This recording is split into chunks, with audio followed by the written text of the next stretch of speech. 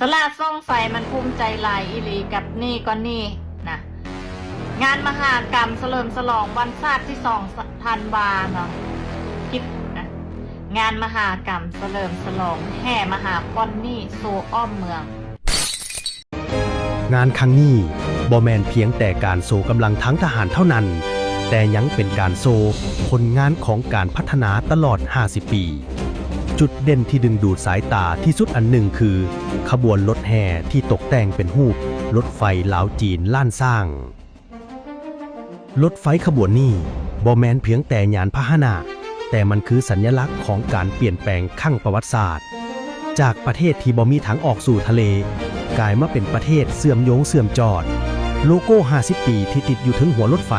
เปรียบเสมือนการบอกว่า 50 ปีผ่านมาเฮาได้วางรากฐานและจากนี้ต่อไปเฮาจะแล่นไปข้างหน้าด้วยความไวและความทันสมัยรถแห่คันนี้งดงามและสื่อความหมายได้ดีแท้ๆนอกจากรถไฟความไวสูงแล้วพื้นฐานเศรษฐกิจของเราก็ถูกถ่ายทอดผ่านขบวนรถแห่ได้อย่างชัดเจนภาพรถแห่ที่เต็มไปด้วยสีเขียวของทุ่งนาพืชผลและฟาร์มเลี้ยงสัตว์มันบอกเฮาว่ากสิกรรมยังคงเป็นอู่เข้าอู่น้ำที่หล่อเลี้ยงชีวิตคนลาวให้มีอยู่มีกินตลอดมาเคียงคู่กันนั้น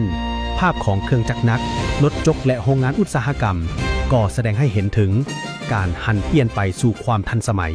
การนำใช้ทรัพยากรธรรมชาติเพื่อสร้างความเข้มแข็งให้แก่ประเทศชาติด้านสาธารณสุขและคุณภาพชีวิต50 ปีผ่านมา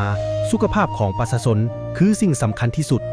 รถแห่ของแขนงสาธารณสุขที่จำลองภาพโรงหมอมิตรภาพพร้อมกับอุปกรณ์การแพทย์ทันสมัยเช่นเครื่อง MRI และทีมแพทย์หมอ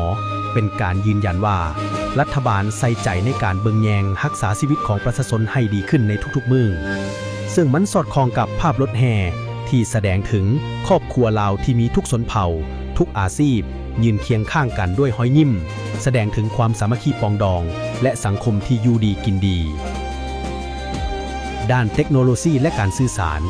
และลาวเฮาบ่ได้ตกยุคนะเบิ่งรถแห่คันนั้นดูท่านผู้ชมมันคือโลกแห่งอนาคตภาพของเสาสัญญาณ 5G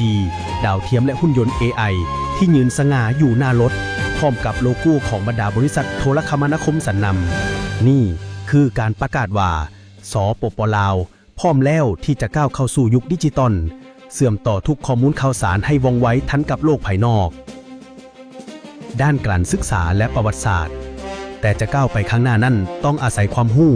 รถแห่รูปปึ้มเล่มใหญ่และคบเพลิงสื่อความหมายได้ลึกซึ้งหลายว่าการศึกษาคือแสงสว่างที่นำทางการพัฒนาและสิ่งที่ขาดบ่ได้เลยคือหากเหง้าของความเป็นลาวรถแห่ที่ประดิษฐานรูปปั้นสีทองของบรรดาผู้นำปฏิวัติและรูปปั้นท่านไกรสอนพรหมวิหารยืนโบกมือนั้นเฮ็ดให้เฮาหวนระลึกถึงบุญคุณและความเสียสละของบรรพบุรุษที่พาชาติลาวก้าวมาถึงจุดนี้ได้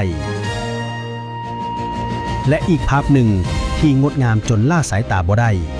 คือภาพของเอื้อยน้องแม่ยิงลาวที่พร้อมกันสู่ผืนผ้าไหมลายบูหานขึ้นอย่างพร้อมเพรียงลวดลายบนผืนผ้าบ่แม่นแต่ความงาม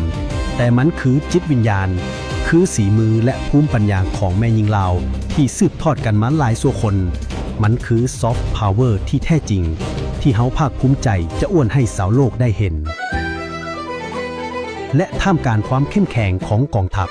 ยังมีความอ่อนโยนและสดใสของลูกหลานเยาวชนภาพของน้องๆนักเรียนที่ถือดอกกุหลาบสีแดงและสีขาวใบหน้าเปี่ยมไปด้วยรอยยิ้มเขาเจ้าเหล่านี้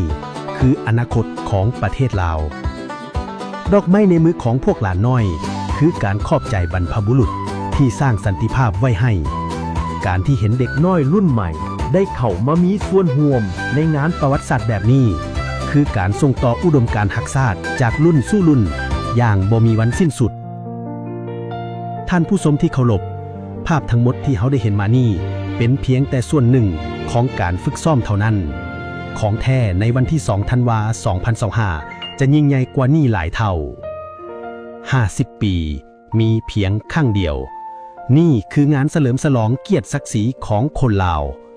เอาไว้เล่าสตอรี่ขอเชิญชวนทุกท่านร่วมกันนับถอยหลังเกี่ยมตัวเกี่ยมใจที่จะสมการถ่ายทอดสดหรือไปสมด้วยตาตนเองขอให้ร่วมกันแบ่งปันความภาคภูมิใจนี้ให้โลกได้รับรู้ อย่าลืมเกี่ยมกล้องไทยหุ้มของทานไอพร้อมเกี่ยมทุ่งชาติให้พร้อมแล้วพบกันในวันประวัติศาสตร์สำหรับมื้อนี้ขอลาไปก่อนพร้อมกับภาพความประทับใจเหล่านี้สบายดีสปปลาวสบายดี50 ปี